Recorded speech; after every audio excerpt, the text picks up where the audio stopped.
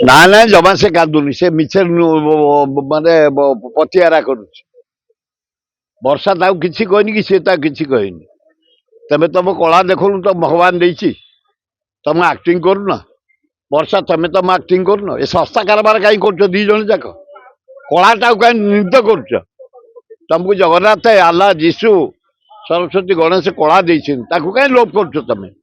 ତମେ କାହିଁ ବର୍ଷା ଲୋପ କରୁଛ? ତମେ କାହିଁକି ଲୋପ କରୁଛ? ଏସବୁ ବନ୍ଦ କର, ଷ୍ଟପ୍ ଇଟ୍।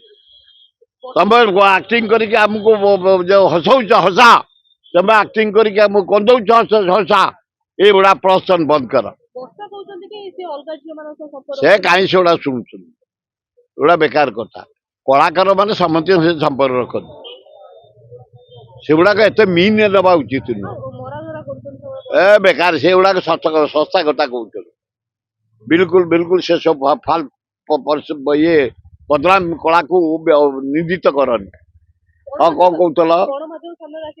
ଏ ମିଛରେ ତାଙ୍କୁ ସବୁ ଆକ୍ଟିଂ କରନ୍ତି କାନ୍ଦିକିରି, ହସାନ୍ତି କାନ୍ଦାନ୍ତି, ସେଗୁଡା ଆକ୍ଟିଂ। ଏଗୁଡାକ ବେଶୀ ଗୁଡାକ କଲର କରିବା ଉଚିତ ନୁହଁ, ବନ୍ଦ କର। ଆମର ପୂଜ୍ୟ ନେତା ଜାନକୀ ବଲ୍ଲଭ ପଟ୍ଟନାୟକଙ୍କର ଶତବାର୍ଷିକୀ ଜନ୍ମଦିନ ଆମେ ବିରାଟ ଆକାରରେ ୟୁନିଟ 3 ଖେଳ ପଡିଆରେ କରୁଛୁ।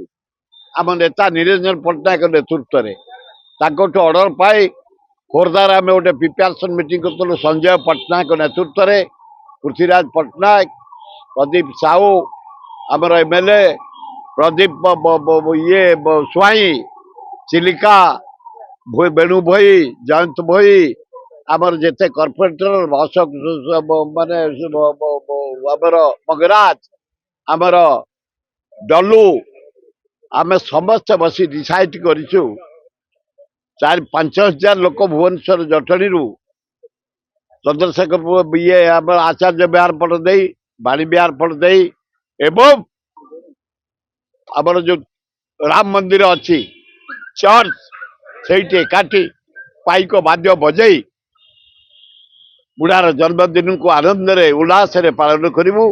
ଆପଣମାନଙ୍କୁ ଅନୁରୋଧ, ଆପଣମାନେ ସମସ୍ତେ 9ଟାରୁ 10ଟା ଭିତରେ stadium, unit 9 stadium, unit 3 high school stadium ସମସ୍ତେ ଆସନ୍ତୁ।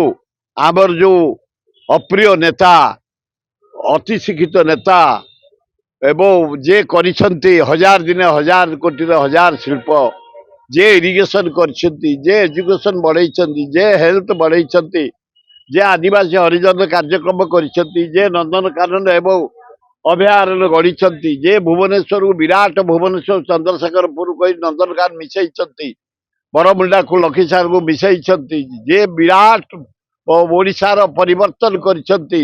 ଜାନକୀ ବଲ୍ଲଭ ପଟ୍ଟନାୟକଙ୍କ ଶତବାର୍ଷିକ ଜନ୍ମ ଜୟନ୍ତୀ ଆନନ୍ଦରେ ପାଳନ କରିବା। 3 ନମ୍ବର ହାଇସ୍କୁଲ ପଡିଆ 9ଟାରୁ ଏକାଠି ହବା, 12ଟା 1 ବେଳେ ସାରିବା।